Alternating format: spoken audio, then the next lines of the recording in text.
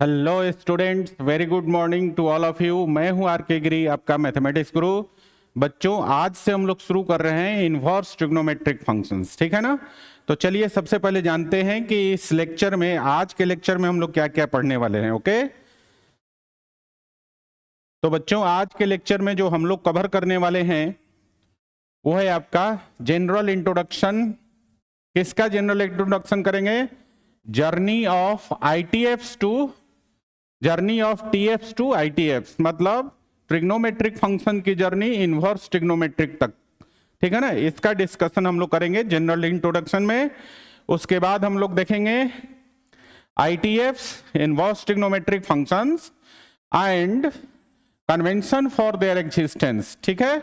Inverse trigonometric function और उनके existence के लिए कन्वेंशंस पढ़ेंगे।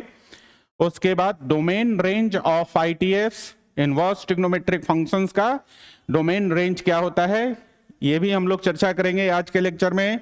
उसके बाद है principal value branch of ITFs, inverse trigonometric functions का प्रिंसिपल वैल्यू ब्रांच क्या होता है ये भी जानेंगे। उसके बाद आज हम लोग कुछ प्रॉपर्टी डिस्कस करेंगे, प्रॉपर्टीज ऑफ आईटीएफ्स। इसमें हम लोग आज 3 प्रॉपर्टी डिस्कस करेंगे, first, second and third. 3 property आज हम लोग इसमें डिस्कस करने वाले हैं। और लास्ट में हम लोग पढ़ेंगे principal value of inverse trigonometric functions, ठीक है। तो आज के लेक्चर में ये सारे टॉपिक हम लोग कवर करने वाले हैं, ठीक है। तो चलिए आगे बढ़ते हैं।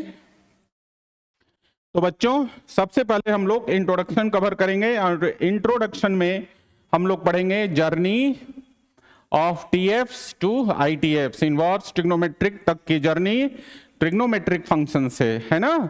ट्रिग्नोमेट्रिक फंक्शन की जर्नी इन्वर्स ट्रिग्नोमेट्रिक तक, ठीक है ना। तो चलिए ट्रिग्नोमेट्रिक फंक्शंस के बारे में समझते हैं। तो देखिए ट्रिग्नोमेट्रिक फंक्शंस के बारे में पहले हम लोग 11th क्लास में ऑलरेडी पढ़ चुके हैं। और क्या पढ़े हैं? देखो, पहला चीज इसके बारे में जानते हैं कि ट्रिग्नोमेट्रिक फंक्शंस पीरियोडिक होता है नेचर में, है ना, पीरियोडिक इन नेचर, ठीक है। ट्रिग्नोमेट्रिक फंक्शंस पीरियोडिक होता है, और पीरियोडिक कहने का मतलब होता है कि अपने सेम वैल्यू को बार बार रिपीट करता है, ठीक है ना। पीरियोडिक का मतलब है कि अपने सेम वैल्यू को बार बार रिपीट करना। तो ट्रिग्नोमेट्रिक फंक्शन पीरियोडिक होता है बच्चा, अपने सेम वैल्यू को बार बार रिपीट करता है। और बार बार रिपीट करने से क्या होता है कि ये मेनी वन फंक्शन हो जाता है, ठीक है ना। क्या हो जाता है? अपने नेचुरल डोमेन में मेनी वन फंक्शन हो जाता है। और मेनी वन फंक्शन हो जाएगा तो इसे हम बाइजेक्टिव नहीं कहेंगे, ठीक है ना। इसे हम बाइजेक्टिव नहीं कहेंगे।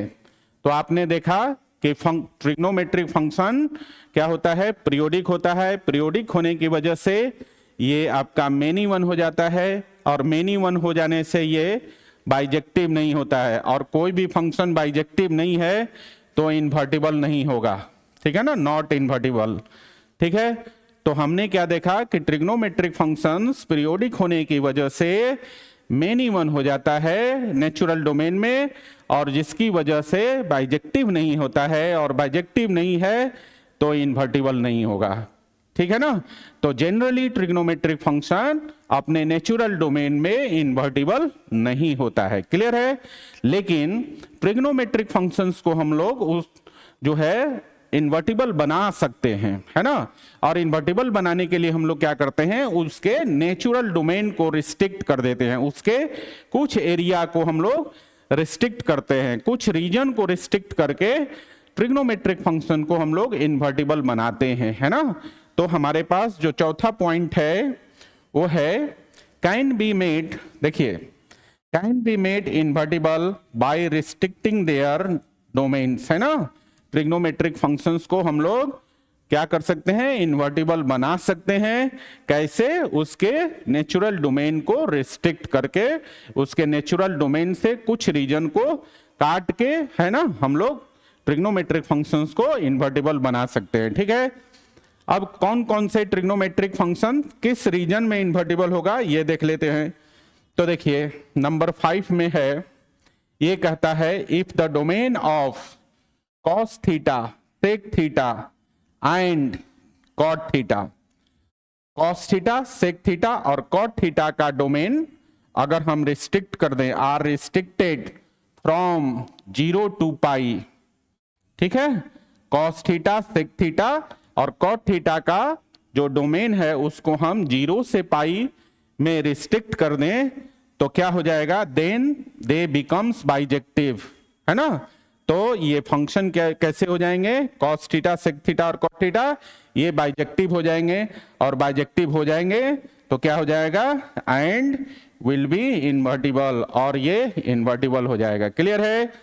तो हमने कहा कि ट्रिग्नोमेट्रिक फंक्शन जनरली अपने नेचुरल डोमेन में इन्वर्टिबल नहीं होता है, लेकिन हम इन्हें इन्वर्टिबल बना सकते हैं। और कैसे बनाते हैं, कॉस थीटा सेक थीटा और कॉट थीटा को 0 से पाई में रिस्ट्रिक्ट कर दें तो इस रीजन में जो है ये तीनों ट्रिग्नोमेट्रिक फंक्शंस इन्वर्टिबल हो जाएंगे। कौन कौन, कॉस थीटा सेक थीटा और कॉट थीटा, किस रीजन में, 0 to पाई में। क्लियर हो गया। तो 3 ट्रिग्नोमेट्रिक फंक्शन इन्वर्टिबल हो गया आपका। अब बाकी के 3 को देखते हैं। तो नंबर 6 में है आपका, नंबर 6 में है, if the domain of sine theta cosec theta and tan theta are restricted from -π/2 to π/2, कहां से कहां तक, -π/2 to π/2, ठीक है। अगर हम साइन थीटा कॉसेक थीटा और टैन थीटा को रिस्ट्रिक्ट कर दें, साइन थीटा कॉसेक थीटा और टैन थीटा को रिस्ट्रिक्ट कर दें -π/2 से π/2 में, तो क्या हो जाएगा, then they becomes bijective and will be invertible. तो क्या बन जाएंगे ये तीनों, -π/2 से π/2 में कैसे हो जाएंगे, इन बाइजेक्टिव हो जाएंगे, और बाइजेक्टिव हो जाएंगे तो इन्वर्टिबल हो जाएगा। क्लियर है। तो हमने ट्रिग्नोमेट्रिक फंक्शंस की जर्नी देखा, कहां से कहां तक, इनवर्स ट्रिग्नोमेट्रिक तक, ट्रिग्नोमेट्रिक फंक्शन की जर्नी इनवर्स ट्रिग्नोमेट्रिक तक, ठीक है ना। तो आपने क्या समझा इससे, आपने इससे ये समझा कि ट्रिग्नोमेट्रिक फंक्शन जनरली जो होता है वो आपका इन्वर्टिबल नहीं होता है। क्यों नहीं होता है, क्योंकि ये नेचर में पीरियोडिक होता है, पीरियोडिक इन नेचर होता है, और पीरियोडिक होने की वजह से ये कैसा हो जाता है, मेनी वन फंक्शन हो जाता है, और मेनी वन फंक्शन है तो बाइजेक्टिव नहीं होगा, और कोई भी फंक्शन बाइजेक्टिव नहीं है तो इन्वर्टिबल नहीं होगा। लेकिन ट्रिग्नोमेट्रिक फंक्शंस को हम लोग बाइजेक्टिव बना सकते हैं। कैसे बनाते हैं, इनके नेचुरल डोमेन को रिस्ट्रिक्ट करके, कॉस थीटा सेक थीटा और कॉट थीटा को 0 से पाई में रिस्ट्रिक्ट करके इन तीनों को हम इन्वर्टिबल बना लेते हैं, ठीक है। और इसी प्रकार से साइन थीटा कॉसेक थीटा और टैन थीटा को -π/2 से π/2 के बीच में रिस्ट्रिक्ट करके हम उन्हें इन्वर्टिबल बना लेते हैं, ठीक है। चलिए तो आगे बढ़ते हैं, इंट्रोडक्शन के आगे देखते हैं बच्चा। तो आगे है अपना, देखिए आगे है ITFs। ITFs का मतलब इनवर्स ट्रिग्नोमेट्रिक फंक्शंस, ठीक है, and conventions for their existence, ठीक है, इनवर्स ट्रिग्नोमेट्रिक फंक्शंस, और जिस रीजन में इनवर्स ट्रिग्नोमेट्रिक फंक्शंस एग्जिस्ट करते हैं उसके लिए कन्वेंशन, ठीक है ना। तो देखिए हम लोग जानते हैं ना कि हमारे पास 6 ट्रिग्नोमेट्रिक फंक्शन होते हैं। कौन कौन, sine theta cos theta tan theta cot theta sec theta और कॉसेक थीटा। तो इन 6 ट्रिग्नोमेट्रिक फंक्शंस के कॉरस्पॉन्डिंग हमें 6 इनवर्स ट्रिग्नोमेट्रिक फंक्शन मिलेगा। मतलब कि हमारे पास टोटल कितने इनवर्स ट्रिग्नोमेट्रिक फंक्शन होंगे, 6 इनवर्स ट्रिग्नोमेट्रिक फंक्शन होंगे। क्यों, क्योंकि हमारे पास 6 ट्रिग्नोमेट्रिक फंक्शंस होते हैं, ठीक है ना। तो 6 ट्रिग्नोमेट्रिक फंक्शंस के कॉरस्पॉन्डिंग हमें 6 इनवर्स ट्रिग्नोमेट्रिक फंक्शंस मिलेगा, ठीक है ना। तो पहले इनको देख लेते हैं हम लोग। तो देखिए अगर हम लोग लेट करें बच्चा कि x is equal to cos, x is equal to हम लोग मान लें sine theta, x is equal to sine theta, ठीक है, और साइन को हम इस तरफ ले आए तो देखिए क्या मिलता है हमें, साइन को इस तरफ लाएंगे तो ये हो जाएगा, इधर बचेगा आपका थीटा, तो थीटा इज इक्वल टू, और इधर साइन जाके हो जाएगा इनवर्स, तो थीटा इज इक्वल टू हो जाएगा साइन इनवर्स x। तो देखो यहां पर साइन थीटा ट्रिग्नोमेट्रिक फंक्शन है और यहाँ पे sign inverse x inverse trigonometric function है, ठीक है ना। इसी प्रकार से अगर हम मान लें x is equal to cos theta, तो कॉस को इधर लाने से क्या मिलेगा, अपने को मिलेगा theta is equal to cos inverse x, ठीक है। कॉस थीटा के कॉरस्पॉन्डिंग हमें इसका इनवर्स मिल गया कॉस इनवर्स एक्स। इसी प्रकार से एक्स इज इक्वल टू अगर मानते हैं हम लोग टाइन थीटा, तो टाइन को इधर लाने से हमें मिलेगा theta is equal to tan inverse x. Clear. इसी प्रकार से अगर हम x is equal to cot theta मान लेते हैं, तो कॉट को इधर लाने से हमें मिलेगा theta is equal to cot inverse x. Similarly अगर हम मान लें x is equal to sec theta, और सेक को इधर लाने से हमें मिल जाएगा theta is equal to sec inverse x. Clear है। और फाइनली अगर हम मान लें x is equal to cosec theta, तो कॉसेक को इस तरफ लाने से हमें मिल जाएगा theta is equal to cosec inverse x, ठीक है। तो हमने क्या देखा, हमारे पास 6 ट्रिग्नोमेट्रिक फंक्शन और इसके कॉरस्पॉन्डिंग क्या मिला, 6 इनवर्स ट्रिग्नोमेट्रिक फंक्शन। तो ये इधर जितने भी 6 फंक्शंस हैं ये हैं हमारा, ये कौन से हैं, ये हैं अपना इनवर्स ट्रिग्नोमेट्रिक फंक्शंस, इनवर्स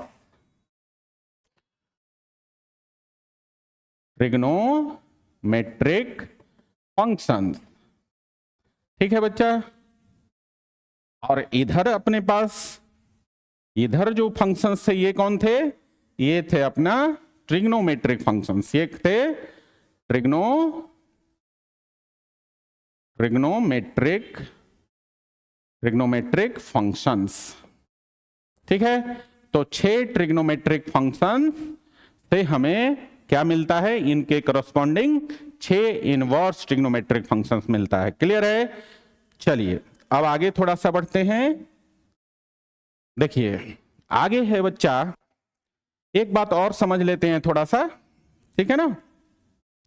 चलिए यहां पर एक बात समझते हैं हम लोग कि देखो किसी भी इनवर्स फंक्शन को, जैसे अगर हम लोग ऐसा लिखें, देखो एफ इनवर्स एक्स को हम लोग 1/f(x) नहीं लिख सकते, ये लिखना गलत होता है, ठीक है ना।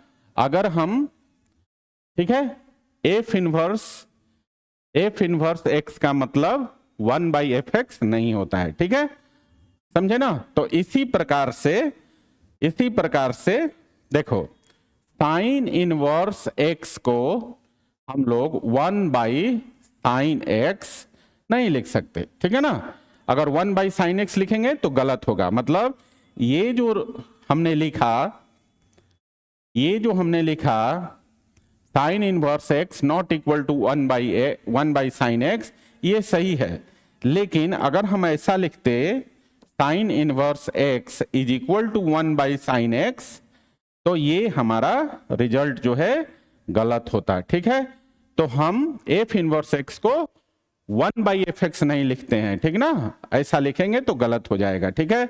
तो ये स्टेटमेंट अपना सही है, ठीक है। इसको हम लोग जैसे एफ इनवर्स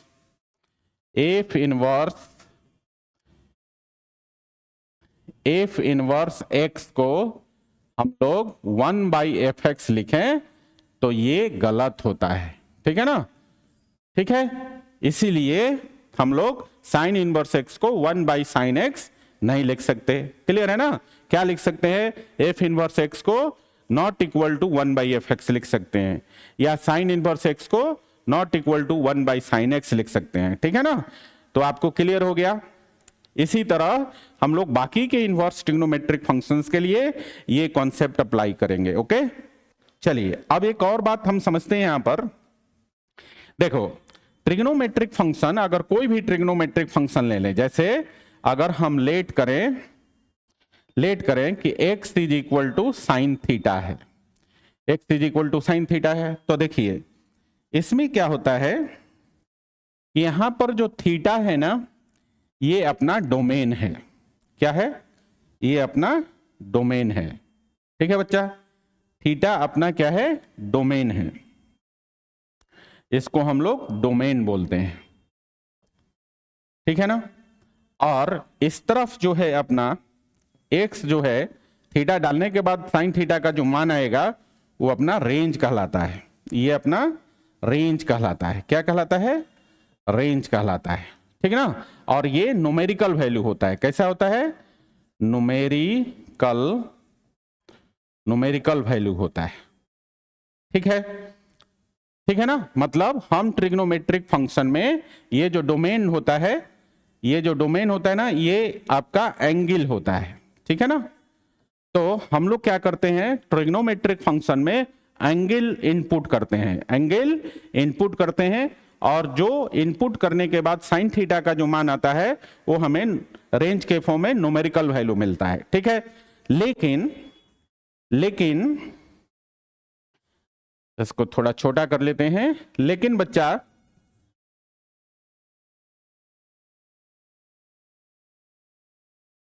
हाँ, लेकिन trigonometric function, inverse trigonometric function में जस्ट इसका उल्टा होता है, ठीक है ना, जस्ट इसका उल्टा होगा।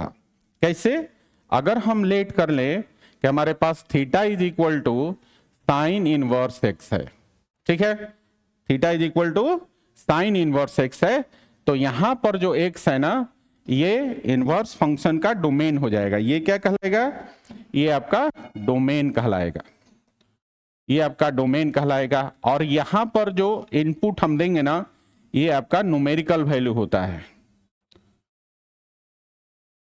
ये आपका न्यूमेरिकल वैल्यू होता है। कैसा होता है, न्यूमेरिकल वैल्यू होता है, ये आपका न्यूमेरिकल वैल्यू होता है, ठीक है। लेकिन देखिए, जो हम यहां पर साइन इनवर्स एक्स में इनपुट करेंगे, ये अपना डोमेन होता है, और ये कैसा वैल्यू होता है, ये आपका न्यूमेरिकल वैल्यू होता है। लेकिन जो हमें आउटपुट देगा ना, मतलब साइन इनवर्स एक्स का जो मान आएगा वो आएगा हमारा एंगल। ये क्या आता है, ये अपना ये रेंज है ऐसे तो, ठीक है ना, और ये रेंज जो आता है वो एंगल के फॉर्म में आता है, ठीक है, बात समझ में आया। तो ट्रिग्नोमेट्रिक फंक्शन में हम लोग एंगल डालते हैं, और एंगल डालने के बाद जो है ट्रिग्नोमेट्रिक फंक्शन का जो मान आता है वो रेंज कहलाता है, वो न्यूमेरिकल वैल्यू होता है। जबकि इसके ठीक उल्टा इनवर्स फंक्शन में हम लोग क्या डालते हैं, न्यूमेरिकल वैल्यू डालते हैं डोमेन के रूप में, और जो इनवर्स फंक्शन का मान आता है वो रेंज के फॉर्म में एंगल का मान देता है। तो जितने भी इनवर्स ट्रिग्नोमेट्रिक फंक्शंस होते हैं ना, वो हमें एंगल का वैल्यू देते हैं। वो क्या देते हैं, वो हमें एंगल देते हैं। जब हम उसमें न्यूमेरिकल वैल्यू इनपुट करते हैं तो उसके बदले हमें रिटर्न में क्या देते हैं, एंगल का मान देते हैं। तो ये बात हमेशा याद रखिएगा कि इनवर्स ट्रिग्नोमेट्रिक फंक्शन जो होता है वो हमें हमेशा ही एंगल का मान देते हैं, ठीक है ना। चलिए तो आगे बढ़ते हैं थोड़ा। तो आगे है बच्चा, आगे है हम लोग इनवर्स ट्रिग्नोमेट्रिक फंक्शंस के एग्जिस्टेंस के लिए हम लोग दो कन्वेंशन देखेंगे। हमारे पास दो कन्वेंशन है, कन्वेंशन नंबर 1 और कन्वेंशन नंबर 2, ठीक है। तो देखो पहला कन्वेंशन क्या है, पहला कन्वेंशन है बच्चा कि -π/2 से +π/2 तक हमारे पास 3 इनवर्स ट्रिग्नोमेट्रिक फंक्शंस हैं जो इस रीजन में एग्जिस्ट करेंगे, ठीक है ना। -π/2 से +π/2 में 3 इनवर्स ट्रिग्नोमेट्रिक फंक्शन एग्जिस्ट करते हैं, जो कि अभी हम लोग इंट्रोडक्शन में पढ़े हैं, ठीक है ना। तो इसमें कौन कौन से 3 इनवर्स ट्रिग्नोमेट्रिक फंक्शन है जो एग्जिस्ट करेंगे, इसमें पहला है आपका साइन इनवर्स एक्स, इसमें आपका पहला है साइन इनवर्स एक्स, दूसरा है आपका कॉसेक इनवर्स एक्स, और तीसरा आता है इसमें टैन इनवर्स एक्स। तो ये जो तीनों इनवर्स ट्रिग्नोमेट्रिक फंक्शंस हैं, ये जो तीनों इनवर्स ट्रिग्नोमेट्रिक फंक्शंस हैं, ये कहां एग्जिस्ट करेंगे बच्चा, -π/2 से +π/2 के बीच में। हमेशा याद रखिएगा आप, है ना, और ये आपको आगे बहुत मदद करेगा। देखिए यहां एक बात और समझ लीजिए, -π/2 को -90 डिग्री भी बोल सकते हैं और इसी प्रकार से +π/2 को +90 डिग्री, क्या बोलेंगे, +90 डिग्री, है ना। तो हम ये भी बोल सकते हैं कि sine inverse x, cosec inverse x और tan इनवर्स एक्स -90 डिग्री से +90 डिग्री के बीच में एग्जिस्ट करता है। या फिर हम ऐसा बोल सकते हैं sine inverse x, cosec inverse x और tan इनवर्स एक्स -π/2 से +π/2 के बीच में एग्जिस्ट करता है। ठीक है, तो ये था अपना कन्वेंशन नंबर 1। ठीक है, अब चलते हैं हम आगे कन्वेंशन नंबर 2 पर आते हैं बच्चा। तो देखिए कन्वेंशन नंबर 2 में है कि 0 से पाई तक, 0 से पाई तक, 0 को हम लोग 0 डिग्री बोल सकते हैं, पाई को हम लोग 180 डिग्री बोल सकते हैं अगर डिग्री की बात करें तो। ठीक है, तो हम ऐसा बोल सकते हैं कि 0 से पाई या 0 डिग्री से 180 डिग्री। ठीक है ना। तो देखो 0 से पाई के बीच में बाकी के 3 इनवर्स ट्रिग्नोमेट्रिक फंक्शन एग्जिस्ट करते हैं। कौन कौन से बाकी 3 हैं, तो ये होते हैं अपना cos inverse x, sec inverse x और कॉट इनवर्स एक्स।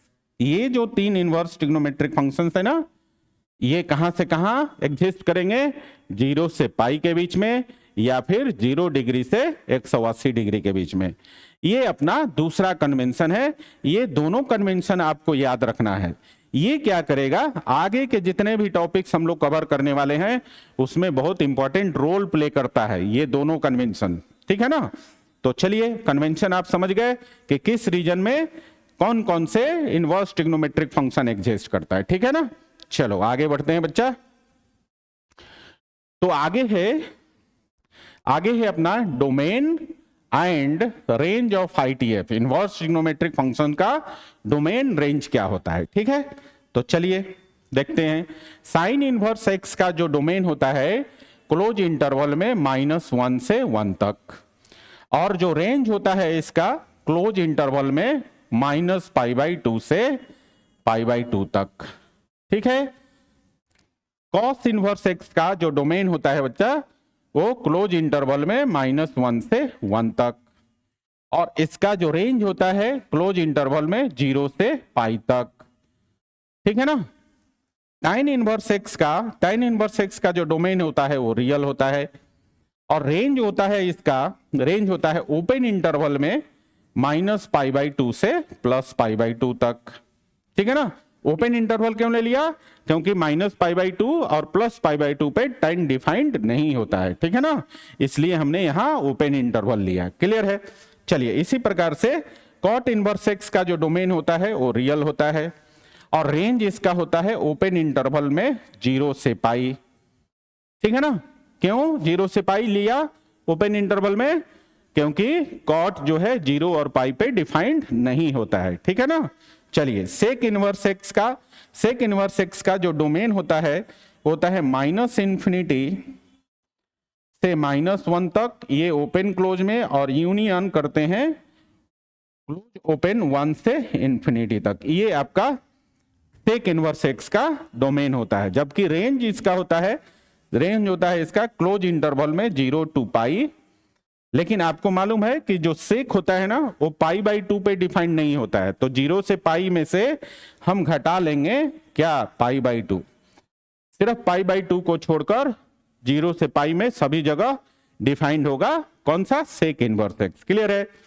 इसी प्रकार से लास्ट वाला है अपना कॉसेक इनवर्स एक्स का जो डोमेन होता है वो -∞ से -1 तक ओपन क्लोज इंटरवल में, और फिर यूनियन करते हैं इसको 1 से ∞ में क्लोज ओपन इंटरवल में। ठीक है ना। तो कॉसेक इनवर्स एक्स का डोमेन हो गया आपका -∞ to -1 open close interval, union हो गया 1 to ∞ क्लोज ओपन इंटरवल। ठीक है। और इसका रेंज जो होता है आपका, इसका रेंज होता है क्लोज इंटरवल में -π/2 से π/2। ठीक है। लेकिन कॉसेक जो है ना, ये जो कॉसेक इनवर्स एक्स है, कॉसेक आपका 0 पर डिफाइंड नहीं होता है, तो हम क्या करते हैं 0 को घटा लेते हैं। तो 0 को छोड़कर -π/2 से +π/2 में आपका एग्जिस्ट करेगा कॉसेक इनवर्स एक्स, या हम बोल सकते हैं कॉसेक इनवर्स एक्स का जो डोमेन है वो 0 छोड़कर -π/2 से +π/2 तक होता है। ठीक है, तो ये था आपका इनवर्स ट्रिग्नोमेट्रिक फंक्शंस का डोमेन और रेंज। क्लियर है ना? चलिए आगे बढ़ते हैं जरा। हाँ, अब आगे है आपका principal value branch of ITF. ठीक है, अब principal value branch of ITF क्या होता है बच्चा, ये समझते हैं जरा। Principal value branch of ITF का मतलब इनवर्स ट्रिग्नोमेट्रिक फंक्शंस का प्रिंसिपल वैल्यू ब्रांच। ठीक है, तो देखिए इसके बारे में क्या कहता है, the regions in which the inverse trigonometric functions exist. ठीक है, वह रीजन जिसमें इनवर्स ट्रिग्नोमेट्रिक फंक्शन एग्जिस्ट करता है। तो हमने अभी 2 कन्वेंशन पढ़ा है ना, हमने अभी 2 कन्वेंशन पढ़ा है। कन्वेंशन 1 में हमने देखा कि sine inverse x, cosec inverse x और tan इनवर्स एक्स -π/2 से +π/2 में एग्जिस्ट करता है। और दूसरा कन्वेंशन में हमने पढ़ा कि cos inverse x, sec inverse x और कॉट इनवर्स एक्स 0 से π में एग्जिस्ट करता है। तो जिस रीजन में इनवर्स ट्रिग्नोमेट्रिक फंक्शन एग्जिस्ट करता है वो रीजन कहलाता है उनका प्रिंसिपल वैल्यू ब्रांच। क्लियर है? तो sine inverse x, cosec inverse x और tan इनवर्स एक्स का प्रिंसिपल वैल्यू ब्रांच क्या होगा बच्चा, तो इनका प्रिंसिपल वैल्यू ब्रांच हो जाएगा -π/2 से +π/2। क्लियर? और इसी प्रकार से cos inverse x, sec inverse x और कॉट इनवर्स एक्स का प्रिंसिपल वैल्यू ब्रांच क्या हो जाएगा, 0 से π। ठीक है ना? तो जिस रीजन में देखो, जिस रीजन में इनवर्स ट्रिग्नोमेट्रिक फंक्शन एग्जिस्ट करता है उस रीजन को बोलते हैं उनका प्रिंसिपल वैल्यू ब्रांच। ठीक है ना? यही लिखा हुआ है, the region in which the inverse trigonometric function exist are called their principal value branch. ठीक है, तो बच्चा क्लियर ही हो गया। अब देखो यहां पर 3 इनवर्स ट्रिग्नोमेट्रिक फंक्शन है और कौन कौन है, sine inverse x, cosec inverse x और tan इनवर्स एक्स। तो इनका प्रिंसिपल वैल्यू ब्रांच क्या हो जाएगा, इनका प्रिंसिपल वैल्यू ब्रांच हो जाएगा -π/2 टू +π/2, या हम बोल सकते हैं -90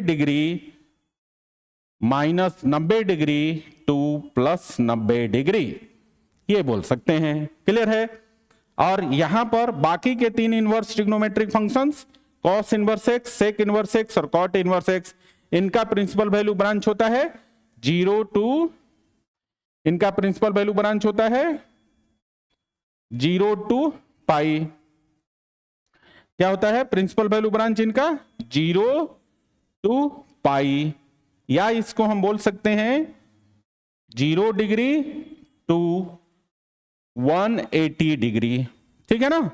तो बात समझ में आ गया, प्रिंसिपल वैल्यू ब्रांच क्या है, सो सिंपल कॉन्सेप्ट है, जिस रीजन में इनवर्स ट्रिग्नोमेट्रिक फंक्शंस एग्जिस्ट करते हैं उस रीजन को उनका प्रिंसिपल वैल्यू ब्रांच बोलते हैं।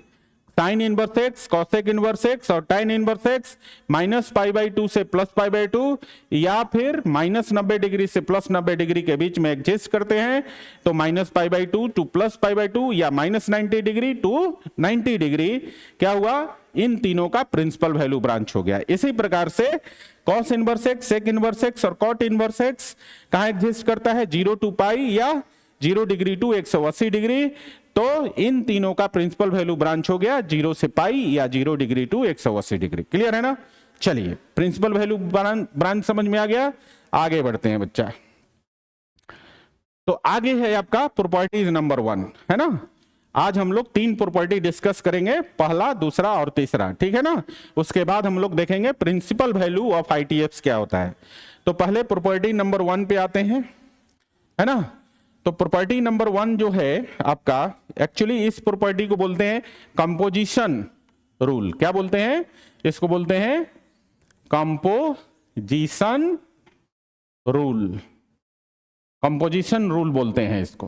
ठीक है ना? कंपोजिशन क्यों होता है, क्योंकि इसमें इनवर्स ट्रिग्नोमेट्रिक फंक्शन और ट्रिग्नोमेट्रिक फंक्शन दोनों का कॉम्बिनेशन होता है ना, दोनों का कंपोजिशन होता है। ट्रिग्नोमेट्रिक और इनवर्स ट्रिग्नोमेट्रिक दोनों के कंपोजिशन होने की वजह से इस प्रॉपर्टी को बोलते हैं कंपोजिशन रूल। ठीक है? और इसमें क्या क्या पढ़ना है आपको, देखिए पहला है sine inverse sine x is equal to x, ठीक है। और ये जो रीजन दिया हुआ है ना, x belongs to close interval -π/2 से π/2, ये सब रेंज हैं, ये सब इनके रेंज है बच्चे, ठीक है ना। ये जो इस तरफ दिया हुआ है, ये सारे इनका रेंज है, ठीक है। तो पहला प्रॉपर्टी है sine inverse sine x is equal to x, दूसरा प्रॉपर्टी है cosec inverse cosec x is equal to x, तीसरा प्रॉपर्टी है tan inverse tan x is equal to x, चौथा प्रॉपर्टी है cos inverse cos x is equal to x, और पांचवा property है sec inverse sec x is equal to x, और finally छठा property है cot inverse cot x is equal to x, ठीक है। इन सभी में आप देखेंगे कि ट्रिग्नोमेट्रिक फंक्शन और इनवर्स ट्रिग्नोमेट्रिक फंक्शन दोनों का कंपोजिशन है, इसलिए इसको कंपोजिशन रूल बोलते हैं, और ये 6 होते हैं, ठीक है ना। ठीक है, इसमें से हम एक का प्रूफ कर लेते हैं, बाकी सारे सिमिलर है। तो देखिए यहां पे हम लोग प्रूफ कर लेते हैं, प्रूफ ऑफ 1, पहला का प्रूफ कर लेते हैं, ठीक है ना। तो देखिए पहले का जो प्रूफ है, इसके लिए हम लोग करते क्या हैं, लेट कर लेते हैं, लेट कर लेते हैं साइन एक्स, लेट कर लेते हैं बच्चा यहां पर लेट कर लेते हैं sine x is equal to theta मान लेते हैं, ठीक है ना। ये आपका नंबर 1 हो गया, ठीक है ना। अब हम क्या करेंगे, यहां से साइन को दूसरी साइड ले जाएंगे, तो हमें मिल जाएगा x is equal to sine inverse theta, ये मिल गया, ठीक है। तो देयरफॉर एलएचएस क्या हो जाएगा, देखिए एलएचएस हो जाएगा आपका, एलएचएस है आपका साइन इनवर्स साइन एक्स, ठीक है, ये हमारा एलएचएस है। तो देखिए यहां ध्यान दीजिए, साइन एक्स को हमने क्या माना था, थीटा, तो यहां पर साइन एक्स का वैल्यू डाल देंगे, तो कितना हो जाएगा, ये हो जाएगा साइन इनवर्स थीटा, और साइन इनवर्स थीटा का मान क्या आया है बच्चा, एक्स, तो ये आ गया एक्स। और ये क्या है बच्चा, ये देखो प्रॉपर्टी 1 का आरएचएस है, तो ये आपका आरएचएस है, ठीक है ना। तो इस प्रकार से हम बाकी सभी 5 प्रॉपर्टियों को प्रूफ कर सकते हैं। प्रूफ भी एकदम सिंपल सा है, ठीक है ना, प्रूफ भी एकदम से सिंपल सा है। क्लियर हो गया, तो हम लोग आगे बढ़ते हैं, और ये आपके लिए मैं होमवर्क देता हूं, इन 5 को 2 से लेकर 6 तक ये आपके लिए होमवर्क रहेगा बच्चा, ठीक है ना। इसे आप घर पे प्रैक्टिस करेंगे, प्रूफ करेंगे, ठीक है। प्रूफ बिल्कुल सिंपल सा है, क्लियर है ना। चलिए आगे बढ़ते हैं। तो आगे है इसी प्रॉपर्टी पर बेस्ड कुछ क्वेश्चंस हैं। तो देखिए पहला क्वेश्चन है आपका, find the value of cos inverse cos 7π/6, ठीक है ना, cos इनवर्स cos 7π/6। तो देखिए यहां पर cos इनवर्स ये है cos 7π/6, ठीक है। अब आपको मालूम है कि cos इनवर्स कहां से कहां एग्जिस्ट करता है बच्चा, cos इनवर्स cos x का जो वैल्यू है वो 0 से पाई में एग्जिस्ट करता है। कहां एग्जिस्ट करता है, 0 से पाई में। अगर हम इस पे डायरेक्ट फॉर्मूला अप्लाई करें तो इसका मान क्या हो जाना चाहिए, 7π/6, है ना।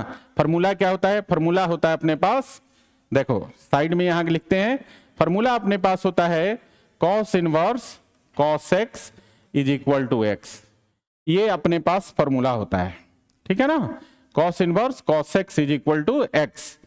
लेकिन यहां x का जो रीजन होता है ना, वो होता है क्लोज इंटरवल 0 to π, ठीक है।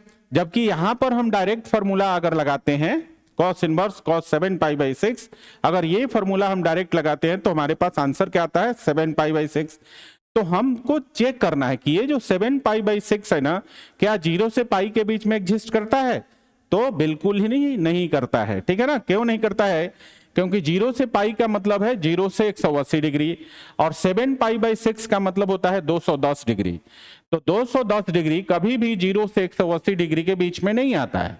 तो इसका मतलब कि यहां पर जो है हम लोग डायरेक्ट फॉर्मूला अप्लाई नहीं करेंगे, ठीक है ना। इसके लिए हम लोग कुछ ट्रिग्नोमेट्रिक चेंजेस करेंगे, ठीक है ना, और उसके लिए ट्रिग्नोमेट्रिक के बेसिक कॉन्सेप्ट्स का यूज करेंगे, है ना।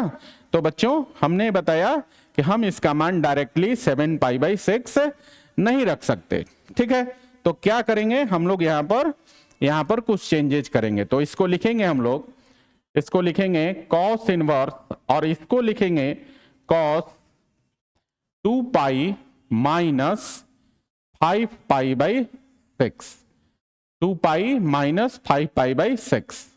अगर ऐसा हम लोग लिखते हैं इसको, ठीक है, cos inverse cos 7 pi by 6 को हम ऐसा लिख सकते हैं cos inverse cos 2 pi minus 5 pi by 6।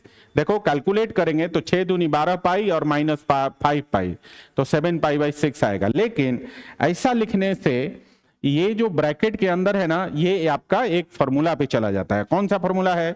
Formula होता है cos 2 pi minus theta 2 pi minus theta is equal to होता है 2 pi minus theta is equal to होता है कॉस थीटा।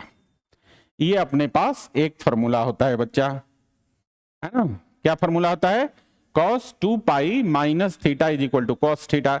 तो यहां भी वही है, तो हम लोग इसको लिख सकते हैं कॉस इनवर्स और ये हो जाएगा आपका कॉस कितना 5 पाई बाई 6। ये हो गया अपना, ठीक है। Cos inverse sorry cos 2 pi minus theta is equal to cos theta, तो cos 2 pi minus 5 pi by 6 is equal to cos 5 pi by 6।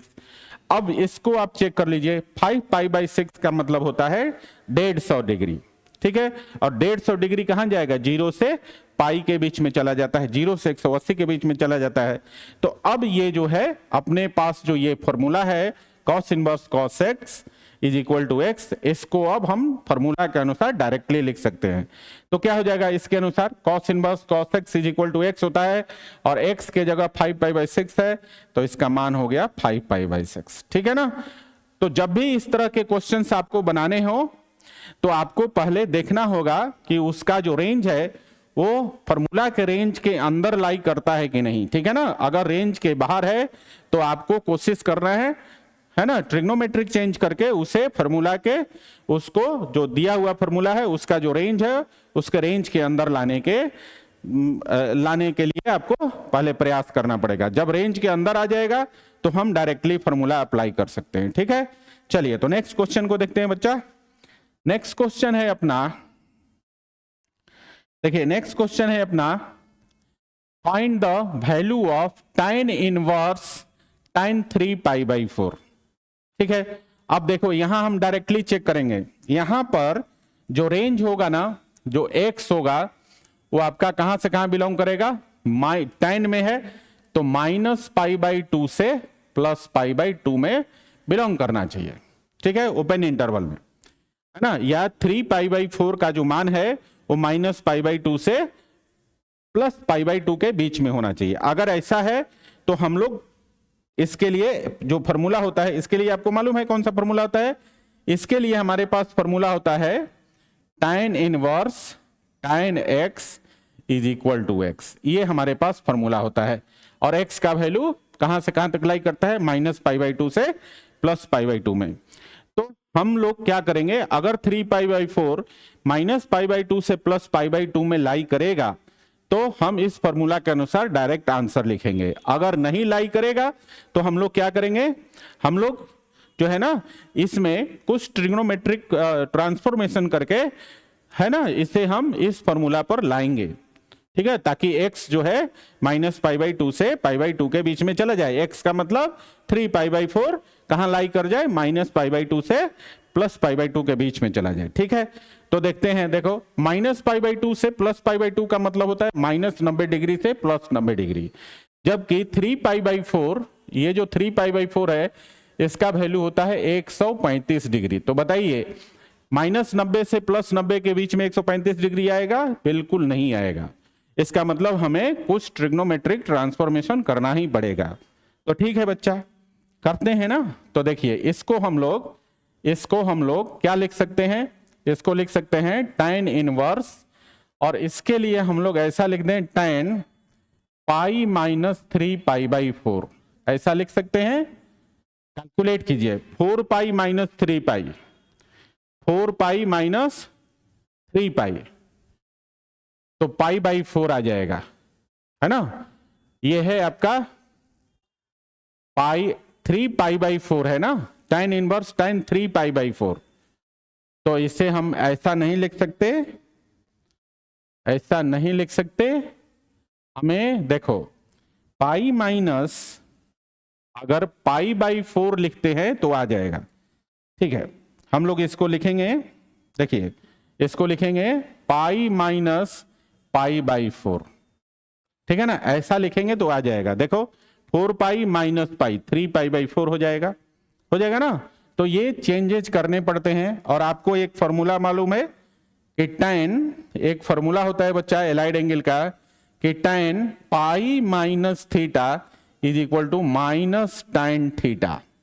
ये अपने पास फॉर्मूला होता है, tan pi minus theta is equal to minus tan theta. तो अब यहां पर थीटा के जगह कितना है π/4, तो tan पाई माइनस π/4 है। तो इस पूरे का रिजल्ट जो है अब हो जाएगा आपका tan इनवर्स, और ये हो जाएगा tan माइनस π/4, सॉरी ये हो जाएगा माइनस tan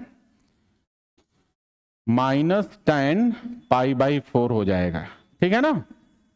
अब देखो एक और फॉर्मूला यहां पर हम लोग लगाएंगे, नेगेटिव एंगल फॉर्मूला, और ये फॉर्मूला होता है कि tan minus theta is equal to minus tan theta. ये फॉर्मूला होता है अपना। ठीक है ना,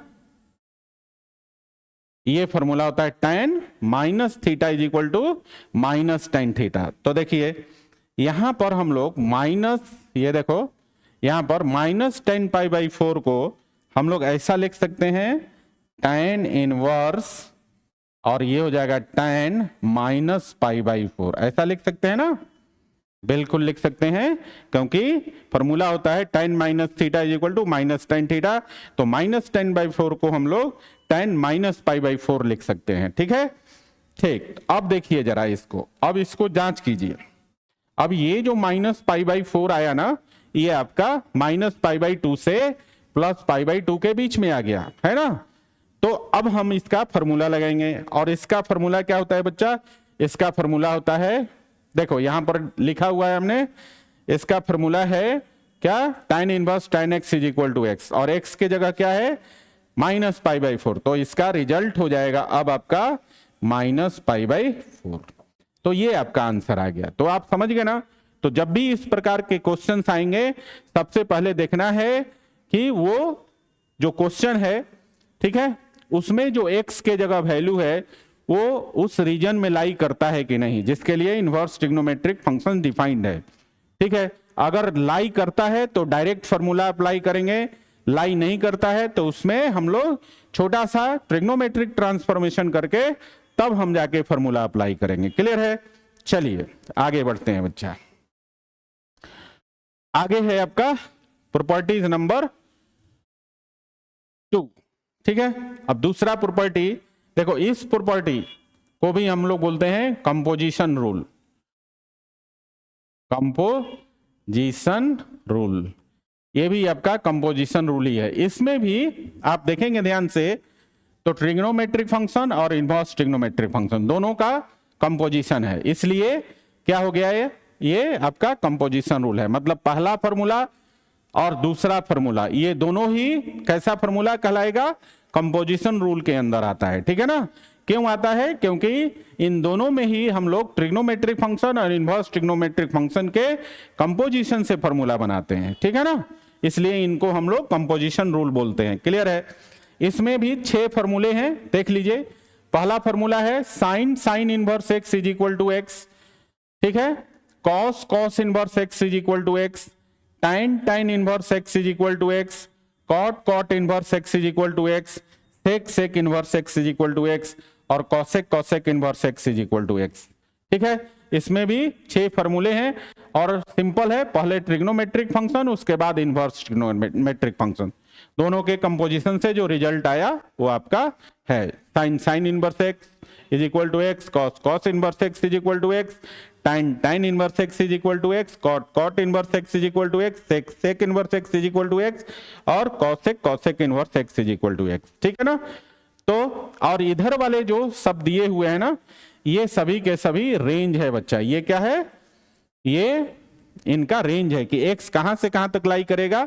तो इस फॉर्मूला के केस में x -1 से 1 के बीच में लाई करेगा, इधर कॉस वाले के केस में x -1 से 1 के बीच में, tan के केस में और कॉट के केस में x रियल होगा, और सेक कॉसेक के केस में x जो है -∞ से -1 ओपन क्लोज इंटरवल और 1 से इंफिनिटी क्लोज ओपन इंटरवल का यूनियन होगा। ठीक है ना।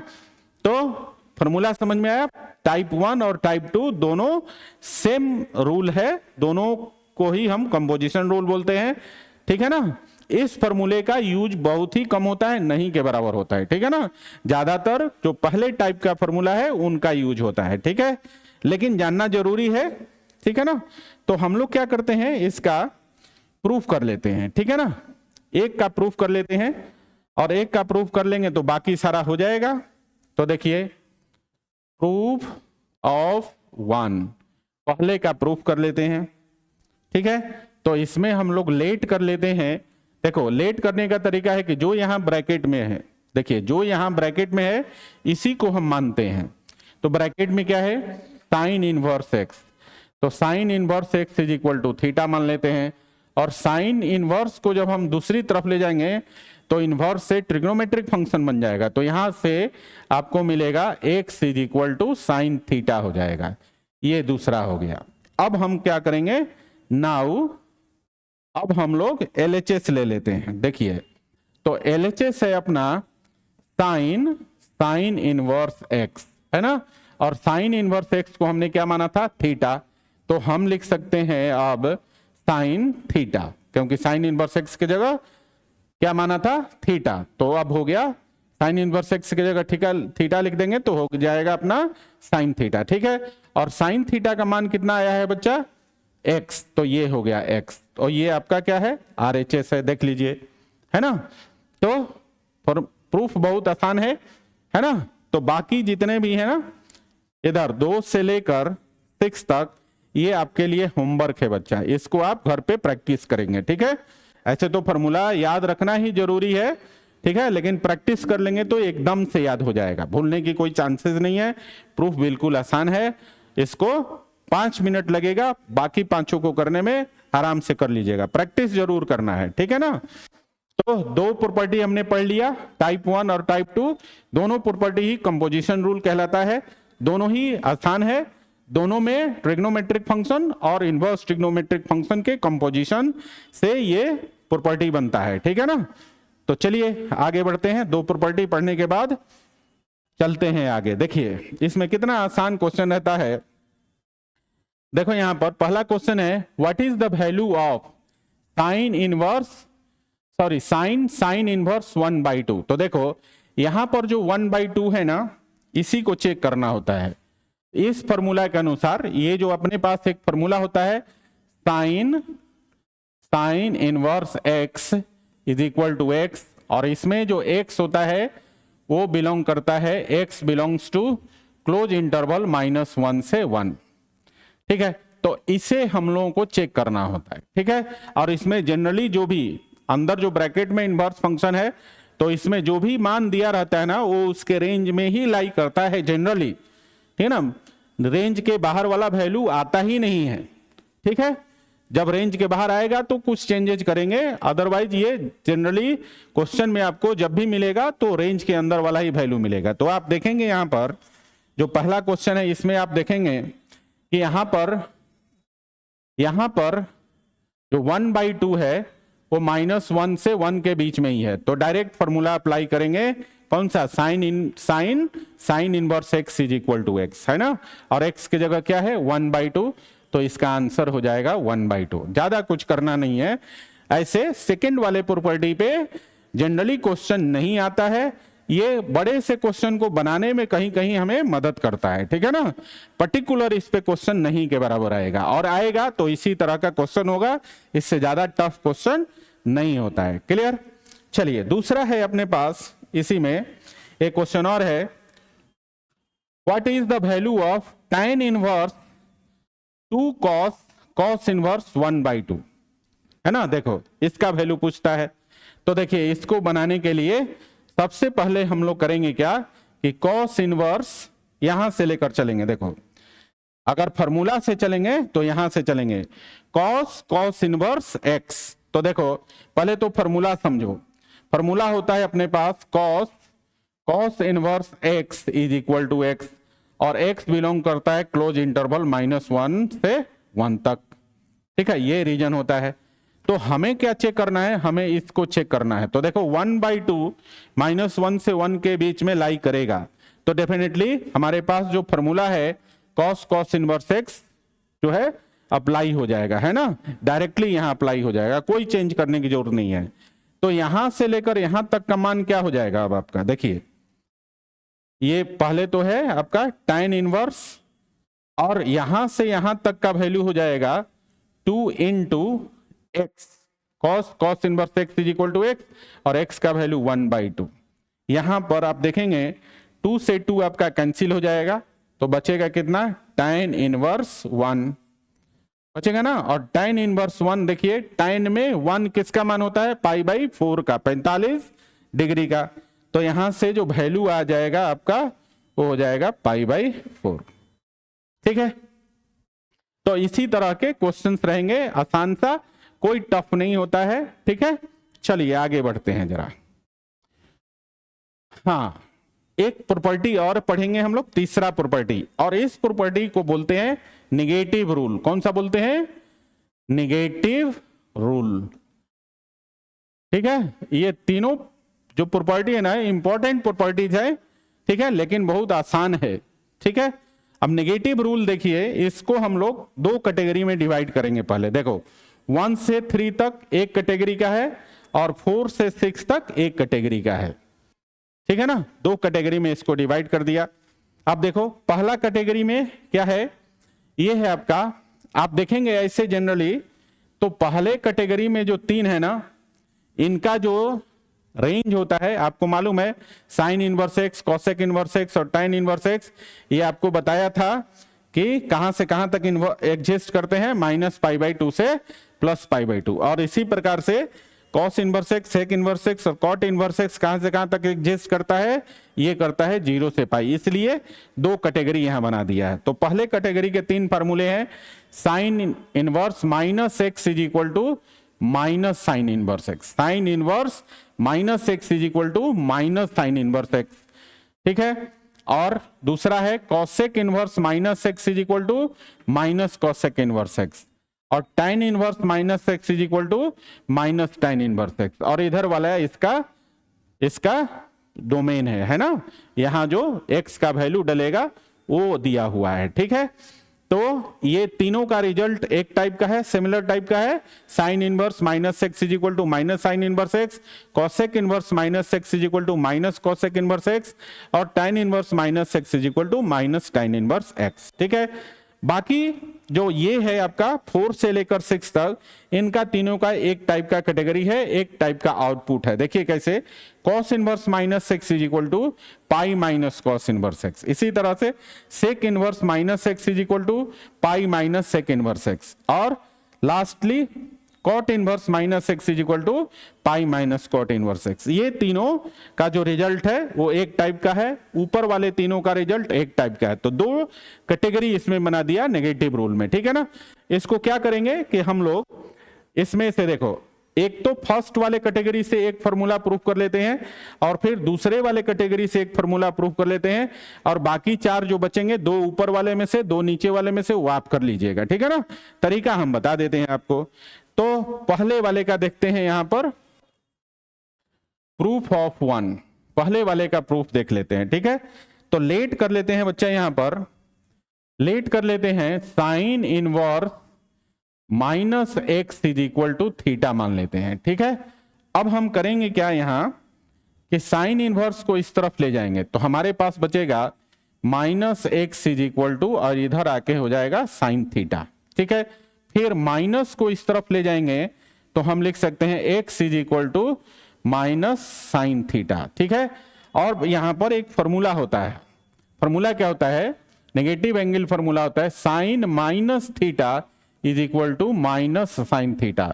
तो माइनस साइन थीटा को साइन माइनस थीटा हम लिख सकते हैं। तो इसको हम लोग लिख सकते हैं x is equal to sine minus theta. ठीक है, अब फिर से साइन को इधर लाएंगे तो इधर हो जाएगा sine inverse x is equal to minus theta हो जाएगा। अब थीटा का वैल्यू क्या माने हैं, देखो थीटा का वैल्यू है साइन इनवर्स माइनस एक्स, तो ये हो गया sine inverse x is equal to minus sine inverse minus x, है ना। Theta is equal to sine inverse minus x है। अब इस माइनस को इस तरफ करके और अरेंज कर लेंगे तो हमारे पास मिल जाएगा sine inverse minus x is equal to minus sine inverse x. तो ये अपना पहले टाइप में से पहले फॉर्मूले का प्रूफ हो गया। ठीक है ना, इसमें से इसका प्रूफ हो गया आपका। और ये जो दो बच गया आपका, ये जो दो बच गया ये होमवर्क है आपके लिए और इसे आप घर पे जरूर प्रैक्टिस करेंगे। क्लियर है, चलिए आगे बढ़ते हैं जरा।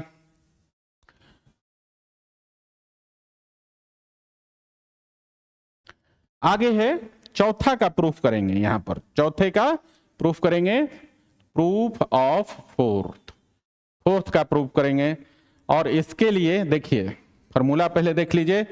चौथा फॉर्मूला है cos inverse minus x is equal to pi minus cos inverse x. ठीक है ना, तो हम लोग लेट कर लेते हैं, यहां पर लेट कर लेते हैं cos inverse minus x is equal to theta. ठीक है बच्चा, अब क्या करेंगे, यहां देखो ध्यान से, कॉस इनवर्स को इधर ले आएंगे तो यहां पर बचेगा हमारे पास माइनस एक्स और इधर हो जाएगा कॉस थीटा। ठीक है, फिर से माइनस को आप ले जाइए इधर तो क्या हो जाएगा आपका x is equal to minus cos theta.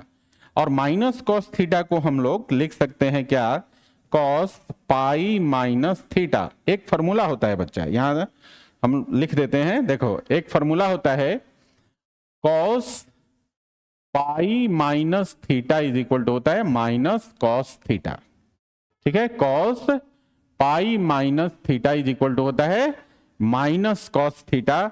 तो माइनस कॉस थीटा को कॉस पाई माइनस थीटा हम लिख सकते हैं। ठीक है ना, अब क्या करेंगे, यहां पर कॉस को इस तरफ लाएंगे तो क्या हो जाएगा, इधर हो जाएगा कॉस इनवर्स एक्स और इधर हो जाएगा आपका पाई माइनस थीटा। अब हम क्या करेंगे, ध्यान दीजिए, थीटा को इस तरफ लाएंगे और कॉस इनवर्स को इस तरफ ले जाएंगे। ठीक है ना, तो देखिए क्या हो जाएगा, इधर से थीटा आएगा तो इधर हो जाएगा आपका थीटा और इधर हो जाएगा पाई माइनस कॉस इनवर्स एक्स। इधर कॉस इनवर्स एक्स प्लस में है, इधर आएगा तो माइनस, थीटा इधर माइनस में है, इधर आके प्लस हो जाएगा। तो थीटा को हम लिख सकते हैं पाई minus cos inverse x. Clear है ना, चलिए तो अब देखो थीटा का वैल्यू हमने क्या माना था, यहां ध्यान दो, थीटा का वैल्यू है कॉस इनवर्स माइनस एक्स। तो ये वैल्यू उठा के हम लोग अब यहां रख देंगे तो फाइनली जो हमें मिलेगा वो मिलेगा आपका cos inverse minus x is equal to pi minus cos inverse x. और ये अपना रिजल्ट आ गया, ये आपका सेकंड वाला फॉर्मूला है, देख लीजिए इधर, देखिए cos inverse minus x is equal to pi minus cos inverse x. ठीक है ना, देखो पहले का रिजल्ट आ गया, अब आपको मतलब ये चौथे का रिजल्ट आ गया, पांचवा और छठा आपके लिए होमवर्क रहेगा। ठीक है ना, इसे आप कर लीजिएगा। ठीक है ना, प्रैक्टिस फॉर्मूलों का जरूर करना है, प्रैक्टिस करने से फॉर्मूले आपके दिमाग में सेट होते जाएंगे, है ना। क्वेश्चन जब प्रैक्टिस करेंगे तो वहां ऑटोमेटिकली फॉर्मूला आ जाएगा, आपको समझ में आने लगेगा कि दिए हुए क्वेश्चन में आपको क्या करना है। ठीक है, तो चौथा और पहला दोनों प्रूफ हो गया बच्चा, है ना, बाकी आप लोग को कर लेना है। चलिए आगे बढ़ते हैं। हाँ, तो आगे है आपका बहुत इंपॉर्टेंट, ठीक है ना, क्योंकि इसको हम लोग पूरे चैप्टर में सभी जगह इसी का यूज करते हैं।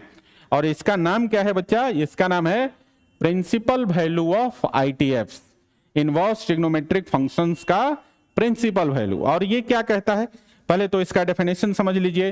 कह रहा है the value of inverse trigonometric functions lies in their corresponding principal value branch, है ना।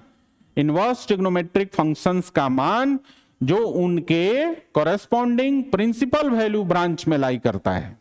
जैसे साइन इनवर्स एक्स का मान -π/2 से π/2 के बीच में कोई मान है तो वो साइन इनवर्स एक्स का प्रिंसिपल वैल्यू कहलाएगा।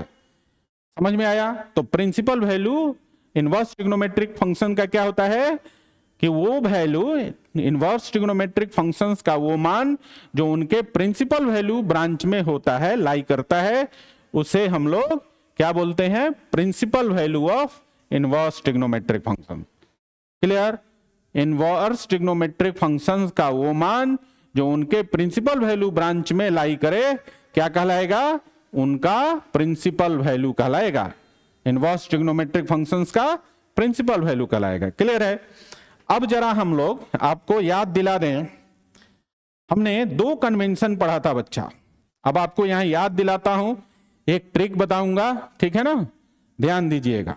देखिए, एक कन्वेंशन हमने पढ़ाया था आपको, दो कन्वेंशन पढ़ाया था। एक कन्वेंशन हमने पढ़ाया था आपको sign inverse x, cosec inverse x और tan इनवर्स एक्स के लिए। ये कहां से कहां तक? -π/2 से +π/2 तक इस रीजन में हमने बताया था। ये आपका पहला कन्वेंशन था। एक कन्वेंशन और हमने पढ़ाया था आपको, देखिए एक कन्वेंशन और पढ़ाया था, कहां से कहां तक? 0 से पाई तक। 0 से पाई तक एक कन्वेंशन पढ़ाया था, यहां से यहां तक। और इसमें था आपका, इसमें था cos inverse x, sec inverse x और कॉट इनवर्स एक्स। ये 3 इनवर्स ट्रिग्नोमेट्रिक फंक्शंस थे। आप देखेंगे क्या कि ये जो पहला कन्वेंशन है ना, इसमें 2 क्वाड्रेंट इन्वॉल्व है। देखो कौन कौन सा क्वाड्रेंट इन्वॉल्व है? फर्स्ट क्वाड्रेंट और फोर्थ क्वाड्रेंट, फर्स्ट क्वाड्रेंट और फोर्थ क्वाड्रेंट। और इसमें आप देखेंगे, इसमें देखेंगे दूसरे कन्वेंशन में तो फर्स्ट क्वाड्रेंट और सेकंड क्वाड्रेंट, है ना? आप देखेंगे क्या इन दोनों कन्वेंशन में फर्स्ट क्वाड्रेंट कॉमन है। इसमें भी फर्स्ट क्वाड्रेंट है और इसमें भी फर्स्ट क्वाड्रेंट है। तो ये जो रीजन है ना, ये कॉमन रीजन है आपका, दोनों कन्वेंशन का कॉमन रीजन है, और ये आपका फर्स्ट क्वाड्रेंट है। क्लियर है? अब देखो जरा ध्यान से, अब क्या है कि अगर हम फोर्थ क्वाड्रेंट में इन तीनों का वैल्यू देखो, sign inverse x, cosec inverse x और tan इनवर्स एक्स में एक्स का मान जब भी नेगेटिव होगा तो कहां लाई करेगा? फोर्थ में लाई करेगा, इसमें। ठीक है? तो इसमें फोर्थ क्वाड्रेंट में कौन लाई करेगा बच्चा? फोर्थ क्वाड्रेंट में लाई करेगा आपका इधर sign inverse x, cosec inverse x और tan इनवर्स एक्स। ये और ये कब लाई करेगा? जब x का वैल्यू 0 से छोटा होगा। ये ध्यान दीजिए, इस बात का ध्यान देना हमेशा।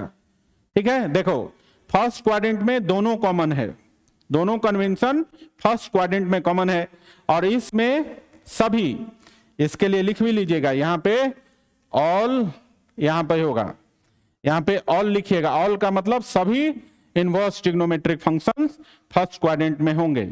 ठीक है ना? और ये कब हम इसका सिलेक्शन करते हैं? ये हम करते हैं जब x का वैल्यू 0 से बड़ा हो, मतलब x पॉजिटिव हो।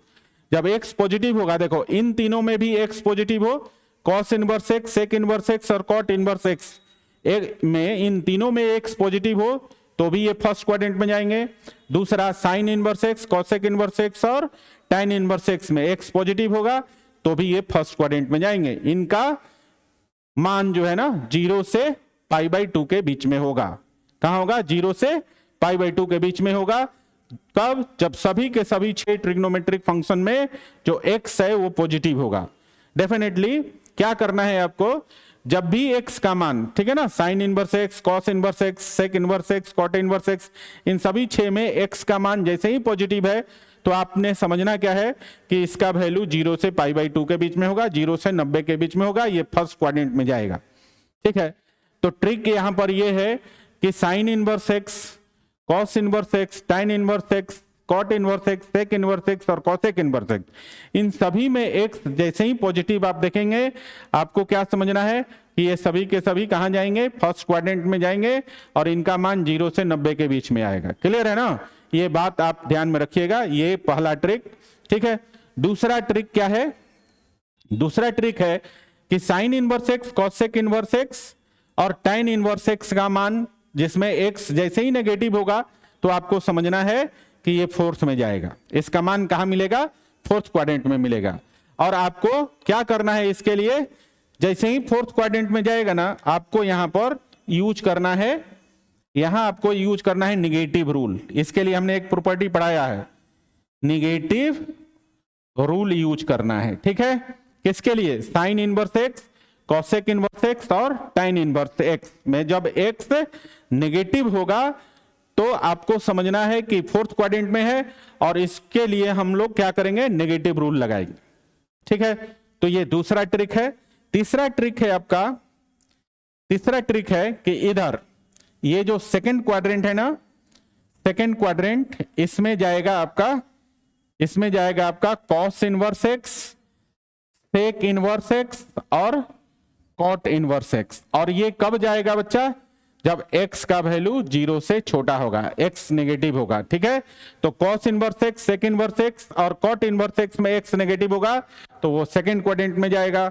और जैसे ही सेकंड क्वाड्रेंट में जाएगा फिर से यहां आपको नेगेटिव रूल लगाना है। कौन सा रूल लगाना है? नेगेटिव रूल लगा लेना है। ठीक है ना, ये बात आप ध्यान दीजिएगा। तो देखिए प्रिंसिपल वैल्यू हमें आगे निकालना है और इसके लिए हमने बताया कि इनवर्स ट्रिग्नोमेट्रिक फंक्शन का वो मान जो इनके प्रिंसिपल वैल्यू ब्रांच में लाई करता हो कहलाता है प्रिंसिपल वैल्यू। ठीक है ना, और इसके लिए हमें तीन बातें याद रखनी है कि सभी 6 जो इनवर्स ट्रिग्नोमेट्रिक फंक्शन है उसमें x का मान पॉजिटिव है तो वो 0 से 90 के बीच में उसका मान आएगा और ये फर्स्ट क्वाड्रेंट में चले जाएंगे सभी के सभी। तो इसीलिए फर्स्ट क्वाड्रेंट में ऑल लिखा हुआ है, मतलब सभी 6 इनवर्स ट्रिग्नोमेट्रिक फंक्शन का मान यहां मिलेगा आपको फर्स्ट क्वाड्रेंट में जब x का वैल्यू पॉजिटिव होगा, 0 से बड़ा होगा। दूसरा ट्रिक हमने बताया कि sine inverse x, cosec inverse x और tan इनवर्स एक्स का x में जब x नेगेटिव होगा तो ये फोर्थ में जाएगा और यहां जाते ही आपको नेगेटिव रूल लगाना है। ठीक है ना, नेगेटिव रूल लगा देंगे तो ये जो है ना कन्वर्ट होके इधर आ जाएगा, फर्स्ट में आ जाएगा। ठीक है ना, आपको यहां मान निकालने की जरूरत नहीं है, बस खाली देखना है कि इन तीनों में जो x है अगर नेगेटिव है तो ये फोर्थ में चला गया, ये आपको एहसास होना चाहिए। तो आपको तुरंत नेगेटिव रूल लगा देना है। ठीक है, इसी प्रकार से cos inverse x, sec inverse x और कॉट इनवर्स एक्स में एक्स जैसे ही नेगेटिव आप देखना, समझ लेना कि ये सेकंड क्वाड्रेंट में है, आपको नेगेटिव रूल लगा देना है, यहां से कन्वर्ट होके वो फर्स्ट में चला जाएगा। ठीक है, आपको सिर्फ 0 से 90 डिग्री के मान आने चाहिए। ठीक है ना, 0 से 90 डिग्री के मान आपने स्कूल में अच्छी तरह से पढ़ लिया है। ठीक है ना, सभी ट्रिग्नोमेट्रिक फंक्शन का मान 0 से 90 डिग्री के बीच में आना चाहिए प्रिंसिपल वैल्यू निकालने के लिए। ठीक है ना, और ये ट्रिक आपके दिमाग में रहना चाहिए। ठीक है ना, चलिए आगे बढ़ते हैं, इनको हम लोग एप्लीकेशन करेंगे तो और समझ में आएगा। ठीक है ना, चलिए देखिए यहां ध्यान दीजिए, जो पहला क्वेश्चन है प्रिंसिपल वैल्यू निकालना है, find the principal value of sine inverse 1/2। तो देखिए यहां पर 1/2 पॉजिटिव है ना, यहां देखिए ये जो 1/2 है, ये 1/2 का मान 0 से बड़ा है, पॉजिटिव है, तो डेफिनेटली इसका मान कहां मिलेगा बच्चा? इसका मान मिलेगा फर्स्ट क्वाड्रेंट में, है ना, पॉजिटिव है तो फर्स्ट क्वाड्रेंट में। और फर्स्ट क्वाड्रेंट में 0 से 90 डिग्री का रीजन होता है सॉरी 0 से 90 डिग्री का रीजन होता है। तो बताइए साइन का मान 1/2 कितने का होता है ना, फर्स्ट क्वाड्रेंट में 0 से 90 के बीच में आप देखेंगे तो साइन का वैल्यू 30 डिग्री का मान जो होता है 1/2 होता है ना। तो इसका मान कितना हो जाएगा बच्चा? 30 डिग्री को हम लोग रेडियन में कितना लिखते हैं? π/6। तो यही आपका प्रिंसिपल वैल्यू हो गया। क्लियर? कुछ करना है? कुछ नहीं करना है, ट्रिक आपके दिमाग में रहना चाहिए। ठीक है ना, अब चलिए आगे बढ़ते हैं। आगे देखिए यहां पर क्या कह रहा है आपसे, find the principal value of cos inverse -√3/2। देखो कॉस इनवर्स में है और ये जो वैल्यू है ना आपका, ये वाला वैल्यू -√3/2, ये 0 से छोटा है, नेगेटिव वैल्यू है। अब नेगेटिव वैल्यू है और कॉस इनवर्स है तो कहां गया? सेकंड क्वाड्रेंट में गया। तो आपको हमने बताया कि जैसे ही सेकंड में जाए या फोर्थ में जाए आपको नेगेटिव रूल लगाना है। तो हमने एक फॉर्मूला पढ़ा है, देखो यहां पर फॉर्मूला क्या पढ़ा है बच्चा, फॉर्मूला पढ़ा है हमने कि cos inverse minus x is equal to होता है pi minus cos inverse x. ये हमने अभी फॉर्मूला पढ़ा है नेगेटिव रूल में। तो आपको सबसे पहले क्या करना है कि नेगेटिव रूल लगा देना है, ठीक है ना। ट्रिक के माध्यम से आपको पहले चेक करना है कि इसका जो एक्स है वो नेगेटिव है और फंक्शन कौन सा है, फंक्शन के आधार पे हम फोर्थ और सेकंड में जाएंगे। तो यहां फंक्शन है आपका कॉस इनवर्स में है, तो कॉस इनवर्स सेकंड क्वाड्रेंट में गया, आपको नेगेटिव रूल लगा देना है, ठीक है। तो नेगेटिव रूल लगाएंगे तो कितना हो जाएगा, ये हो जाएगा आपका पाई माइनस कॉस इनवर्स, ये हो जाएगा आप √3/2। अब इसको आप देखिए ध्यान से, अब यहां पर ये जो मान आया ये ग्रेटर देन 0 हो गया, √3/2 अब 0 से बड़ा हो गया। √3/2 0 से बड़ा हो गया तो ये कहां चला गया, फर्स्ट में चला गया, और फर्स्ट में चला गया तो ये मान किसका हो जाएगा बच्चा, फर्स्ट में चला गया तो ये मान जो है आपका अब आपका कहां चला गया, 0 से 90 डिग्री के बीच में चला गया, है ना, क्योंकि फर्स्ट क्वाड्रेंट का रीजन होता है 0 से 90। तो अब हमें देखना है कि कॉस का कितने डिग्री का मान √3/2 होता है ना, 0 से 90 के बीच में। तो आप जानते हैं कि √3/2 30 डिग्री का मान होता है, कॉस में √3/2 किसका मान होता है, 30 डिग्री का मान होता है ना। और 30 डिग्री के हम लोग रेडियन में कितना लिखते हैं, π/6। तो ये हो गया पाई माइनस, और इस पूरे का वैल्यू हो गया π/6। इसका वैल्यू अब कितना हो जाएगा, तो 6 पाई और माइनस पाई और /6 इज इक्वल टू 5 π/6, ठीक है। ये आपका प्रिंसिपल वैल्यू हो गया, समझे, ये आपका क्या हो गया, प्रिंसिपल वैल्यू। आई बात समझ में। तो इस तरह से आप निकालेंगे तो प्रिंसिपल वैल्यू में आप कभी नहीं फंसेंगे, जिंदगी में कभी नहीं फंसेंगे, इस तरह से आप निकालते हैं तो ठीक है। और दूसरा जो तरीका है कन्वेंशनल तरीका, उसमें आप फंस जाते हैं, उसमें आपको बहुत सारा मान 0 से 360 डिग्री तक के मान को याद रखना पड़ता है ना, बहुत चीजें उसमें बेसिक की जरूरत है, क्लियर है। चलिए आगे बढ़ते हैं, जरा आगे है, फिर से देखो, find the principal value of tan inverse -1। अब देखो जरा tan इनवर्स -1 है ना, यहां जो मान है आपका, देखिए ये जो मान है ना, ये आपका लेस देन 0 है, 0 से छोटा है, और इनवर्स फंक्शन tan है, tan इनवर्स है। तो tan इनवर्स और x 0 से छोटा है, फोर्थ क्वाड्रेंट में चला गया, तो हमें क्या करना है, सबसे पहले यहां नेगेटिव रूल लगाना है। तो क्या होता है, एक फॉर्मूला हमने पढ़ा है, देखो tan inverse -x is equal to minus tan inverse x, ये हमने फॉर्मूला पढ़ा है, ये पढ़ा है ना फॉर्मूला। तो बस इसी नेगेटिव रूल को यहां अप्लाई कर देना है। तो कितना हो जाएगा, ये हो जाएगा माइनस और tan इनवर्स कितना 1 हो जाएगा, ठीक है, माइनस, एक मिनट, ये हो जाएगा आपका, फिर से लिख लेते हैं, ये हो जाएगा माइनस tan इनवर्स 1। इस फॉर्मूला को लगाएंगे, tan inverse -x is equal to minus tan inverse x, तो हम लिख सकते हैं tan inverse -1 is equal to minus tan inverse 1, है ना। और अब देखिए यहां पे जो 1 आया ना, अब ये ग्रेटर देन 0 हो गया, ये कहां चला गया, फर्स्ट क्वाड्रेंट में 0 से 90 के बीच में, 0 से 90 के बीच में चला गया। तो आपको मालूम है कि tan में 1 किसका मान होता है, 45 डिग्री का, और 45 डिग्री को क्या लिखते हैं रेडियन में, π/4। तो ये हो गया -π/4। ये आपका आंसर हो गया बच्चा, ये आपका आंसर हो गया, और इसी को हम बोलते हैं प्रिंसिपल वैल्यू। ये हो गया इसका प्रिंसिपल वैल्यू। आई बात समझ में। तो कितना आसान है प्रिंसिपल वैल्यू निकालना, है ना। तो आपको पीछे जो हमने प्रिंसिपल वैल्यू में जो ट्रिक बताया उसको अच्छा से दिमाग में सेट करके रखना है। चलिए अगला क्वेश्चन देखिए, find the principal value of sec inverse -√2 है। तो फिर से आप क्या देख रहे हैं कि यहां पर जो वैल्यू है ना वो 0 से छोटा है, 0 से छोटा है और सेक इनवर्स में है, तो ये चला गया आपका सेकंड क्वाड्रेंट में। इसमें नेगेटिव फॉर्मूला लगाएंगे, ले जाएंगे कहां, फर्स्ट में। तो नेगेटिव फॉर्मूला इसके लिए क्या होता है देख लेते हैं। तो देखो sec inverse -x is equal to होता है pi minus sec inverse x, ये हमारा फॉर्मूला होता है, नेगेटिव रूल है ना। तो यहां लगा दीजिए, इसको क्या लिखेगा, इसको लिखेंगे pi minus sec inverse root 2। अब आप देखिए यहां पर ये जो रूट 2 है अब 0 से बड़ा हो गया, और 0 से बड़ा हो गया तो ये कहां चला गया, ये फर्स्ट में चला गया है ना। तो फर्स्ट में आपको मालूम है कि सेक में वैल्यू रूट 2 का कितने एंगल का वैल्यू होता है, बताइए। सेक में रूट 2 कितने का मान होता है, तो आप जानते हैं 45 डिग्री का मान होता है। सेक में 45 डिग्री का मान रूट 2 होता है। तो सेक इनवर्स रूट 2 का मान कितना हो गया, पाई बाई 4, क्योंकि 45 को हम लोग रेडियन में पाई बाई 4 लिखते हैं।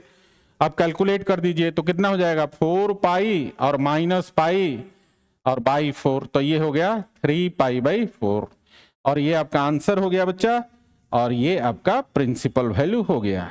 क्लियर ना। तो इस तरह से हम लोग प्रिंसिपल वैल्यू निकालेंगे तो कभी भी कोई मिस्टेक नहीं होगा, ठीक है। चलिए आगे बढ़ते हैं जरा।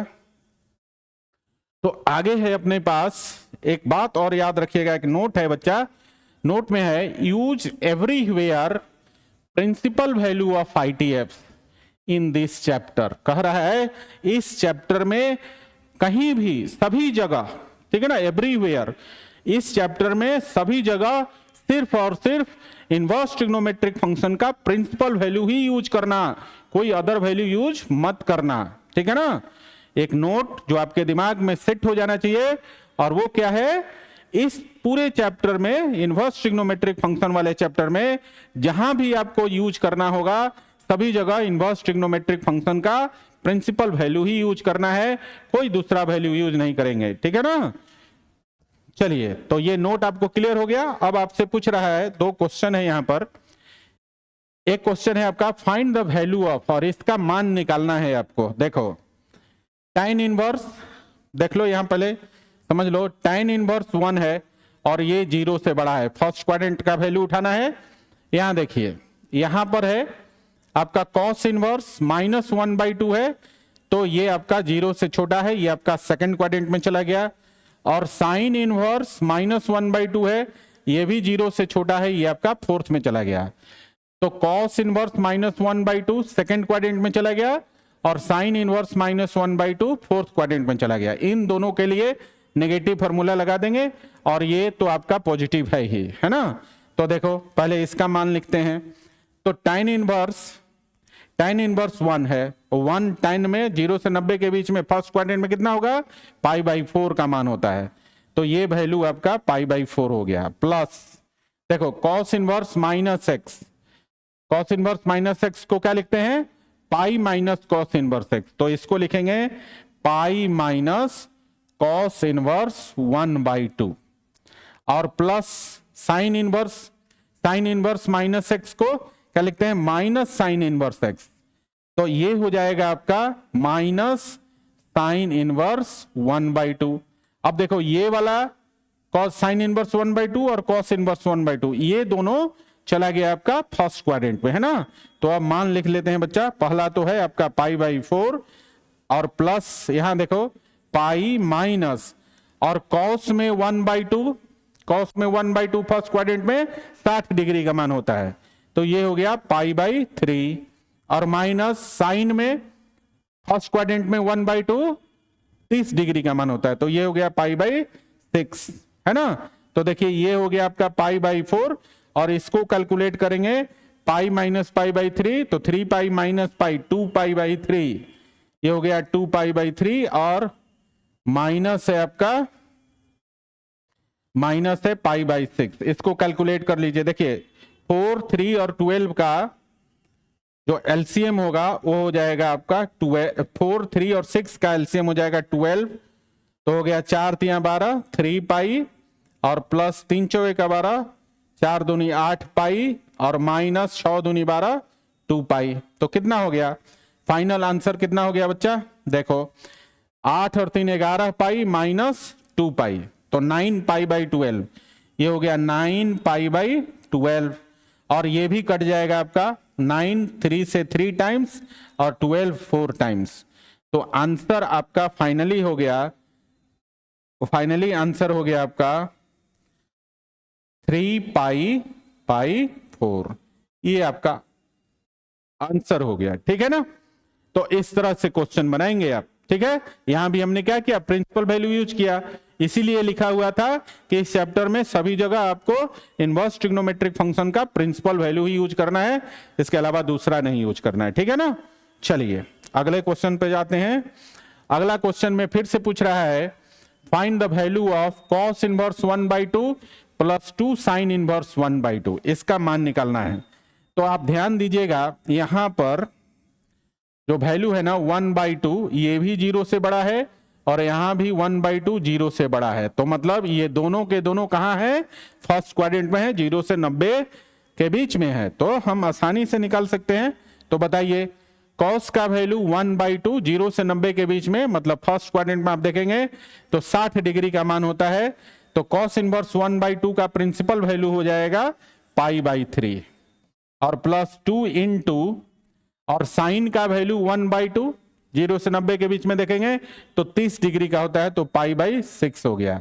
तो इसको कटा दीजिए, तो 2 3 6 हो गया, मतलब ये हो गया आपका π/3 और प्लस π/3, इन दोनों को जोड़ दीजिएगा तो वैल्यू हो जाएगा 2π/3। ये आपका आंसर हो गया। समझ गए, समझ में आया? चलिए, तो इस तरह से हम लोग प्रिंसिपल वैल्यू के क्वेश्चंस करेंगे बच्चा। ठीक है, आगे बढ़ते हैं। तो आज का लेक्चर अब आगे नहीं पढ़ेंगे, ठीक है ना, आज के लेक्चर यहीं पर समाप्त करते हैं बच्चा। ठीक है, आज हमने क्या क्या पढ़ा, आज हमने एक जर्नी देखा, ट्रिग्नोमेट्रिक फंक्शन से इनवर्स ट्रिग्नोमेट्रिक फंक्शन की जर्नी देखी हमने। फिर हमने देखा कितने इनवर्स ट्रिग्नोमेट्रिक फंक्शन हमारे पास होते हैं और उनके एग्जिस्टेंस के लिए हमारे पास कन्वेंशन क्या क्या होता है। ठीक है ना, उसके बाद हमने देखा ट्रिग्नोमेट्रिक फंक्शंस के डोमेन रेंज हमने देखा, उसके बाद इनवर्स ट्रिग्नोमेट्रिक फंक्शंस का प्रिंसिपल वैल्यू ब्रांच पढ़ा, और उसके बाद हमने 3 प्रॉपर्टी डिस्कस किया। ठीक है ना, 2 प्रॉपर्टी है आपका कंपोजिशन रूल पे और तीसरा प्रॉपर्टी है आपका नेगेटिव रूल पे, है ना। 3 प्रॉपर्टी डिस्कस किया, उसके बाद हमने पढ़ा principal value of inverse trigonometric functions, और उसके लिए हमने एक ट्रिक देखा, एक कन्वेंशन देखा कि किस प्रकार से हम लोग प्रिंसिपल वैल्यू निकालते हैं, है ना। प्रिंसिपल वैल्यू को हमने यहां पर नेगेटिव रूल की मदद से निकालना आपको सिखाया, और ये बेस्ट मेथड है किसी भी इनवर्स ट्रिग्नोमेट्रिक फंक्शन का प्रिंसिपल वैल्यू निकालने का। समझ में आया? तो ये सारा चीज हमने आज के लेक्चर में पढ़ा। आज के लेक्चर में इतना ही, अगले लेक्चर में हम लोग आगे फिर से शुरू करेंगे, कुछ प्रॉपर्टी पढ़ेंगे, कुछ और पढ़ेंगे। ठीक है ना, तो बच्चों आज का लेक्चर यहीं तक, मिलते हैं हम लोग नेक्स्ट लेक्चर में, तब तक के लिए बाय।